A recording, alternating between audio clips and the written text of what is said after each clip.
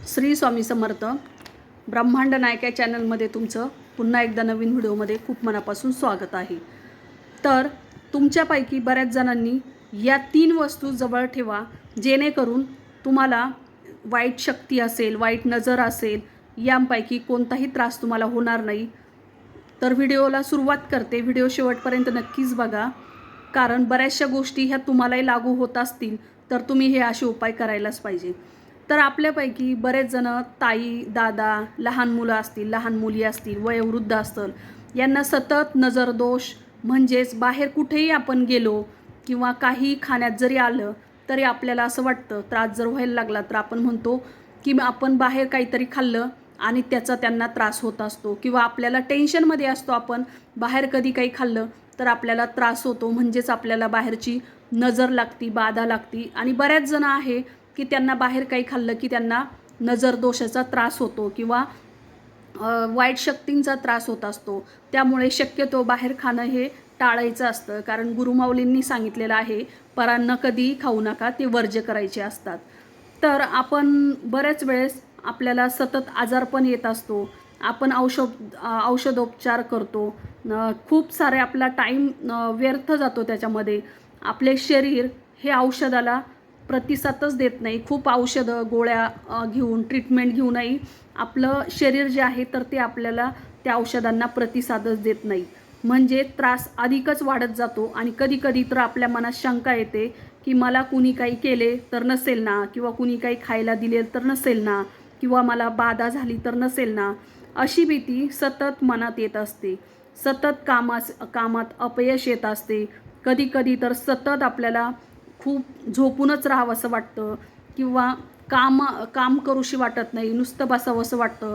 आपल्या मनातून खूप सारी आपली तळमळ असते की हे पडलेलं काम आहे, आपण हे करावं, परंतु आपलं शरीर तसं प्रतिसाद देत नाही ते काम करण्यासाठी, किंवा आपलं मन पटकन तिथे जाण्यासाठी आपल्याला सांगत नाही.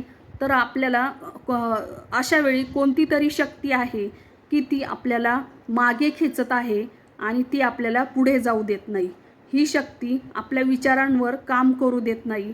तर अशा वेळी आपल्याला ह्या 3 वस्तू तुमच्याजवळ ठेवायला पाहिजे, जेणेकरून तुम्हाला कोणत्याही प्रकारची नजर असेल, बाधा असेल, दोष असेल तर त्या आपल्यापर्यंत पोहोचत नाही, किंवा ती शक्ती आपल्यापर्यंत पोहोचून देत नाही ह्या वस्तू आपल्याजवळ ठेवल्यामुळे.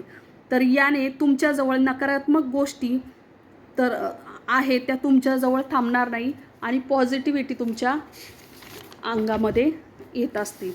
तर सगळ्यात आधी वस्तू आहे तर ती म्हणजे बिबवा. आता बिबवा हा सगळ्यांना माहिती आहे की आपल्याला काळ्या कलरचं एक बी असतं, जे कुठेही तंत्रमंत्रासाठीही उपयोग करतात याचा, किंवा जो निगेटिव्हिटी दूर करण्याचं काम हे बिबवा करत असतं. हे कुठेही तुम्हाला एखाद्या पूजेच्या साहित्याच्या दुकानामध्ये किंवा एखाद्या किराणा मालाच्या दुकानामध्ये तुम्हाला हा बिबवा सहजपणे उपलब्ध होऊ शकतो. कारण हा बिबवा तुम्हाला घ्यायचा शनिवारच्या दिवशी घ्यायचा आहे आणि तो तुमच्या पर्समध्ये ठेवायचा आहे, उशीखाली ठेवायचा आहे, तुमच्या खिशात ठेवायचा आहे, रात्री झोपताना तुमच्या उशीखाली ठेवायचा. दिवसभर तुम्ही वर्किंग असाल तर तिथे तुमच्या पर्समध्ये ठेवा, जेंट्सनी खिशामध्ये ठेवा. परंतु किंवा तुम्ही घरात बसेल असेल तर घरामध्ये तुमच्या जवळ तुमच्या साडीला बांधा किंवा तुमच्या ड्रेसला बांधा, ओढणीला बांधून तुमच्या जवळच तुमच्या पासमध्येच तो तुम्हाला ठेवायचा आहे. म्हणजे ज्या ठिकाणी बिबवा असेल तिथे निगेटिव्हिटी ही शक्ती जात नाही आणि तुम्हाला पॉझिटिव्ह एनर्जी ही येत असते. त्यानंतर दुसरं आहे रुईचं झाड.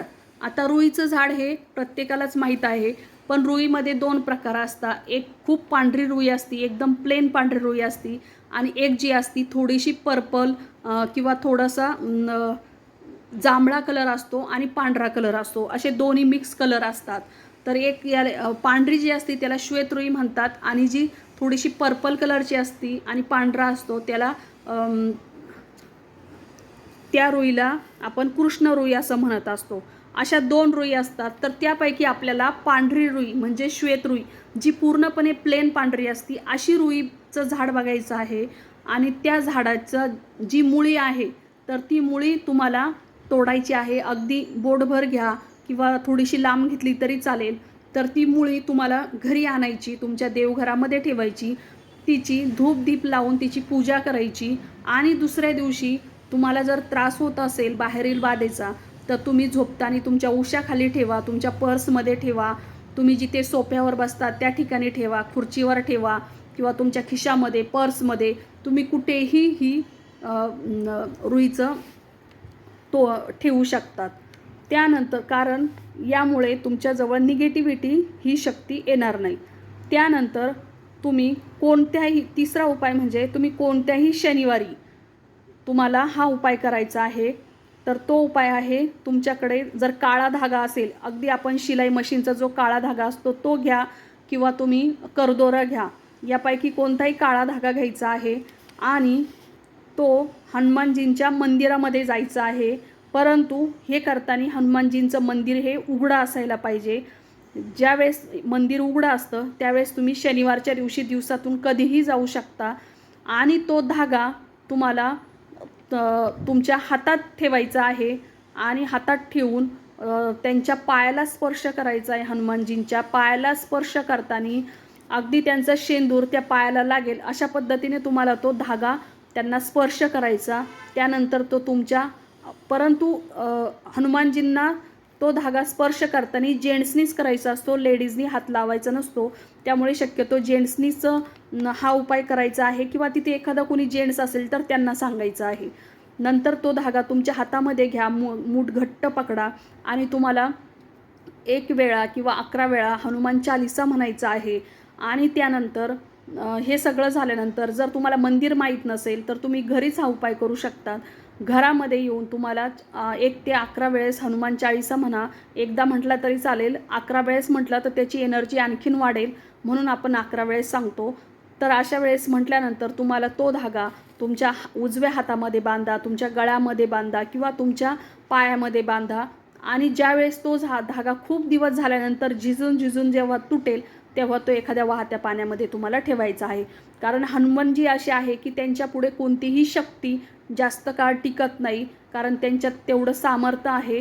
त्यामुळे आपण त्यांच्या जर सेवा केली हनुमानजींची तर आपल्याला कोणतीही वाईट शक्ती आपल्यापर्यंत येत नाही. तसेच दुसरा उपाय म्हणजे शनिवारच्या दिवशी तुम्हाला तिन्ही सांजेच्या वेळेत जाऊन तिथे हनुमानजींना घरातूनच आपल्याला तेल न्यायचं आहे, दिवा न्यायचा आहे आणि वात पण न्यायची आहे आणि तिथे गेल्यानंतर तो दिवा प्रज्वलित करायचा आणि त्या दिव्यामध्ये तुम्हाला तुमचं स्वतःचं ज्या व्यक्तीला त्रास होतो त्या व्यक्तीने स्वतःची प्रतिमा म्हणजे स्वतःच त्या तेलामध्ये बघायचं आहे. जळत्या दिवा जो आहे त्या दिव्यामध्ये आपल्याला आपलं तोंड बघायचं आहे. असं तुम्ही 7 शनिवारी करा, 5 शनिवार करा, बघा खूप चांगला त्याचा रिझल्ट येत असतो. आणि हे उपाय नक्कीच करा जेणेकरून तुमच्याकडे वाईट शक्ती ही प्रवेश करणार नाही. श्री स्वामी समर्थ.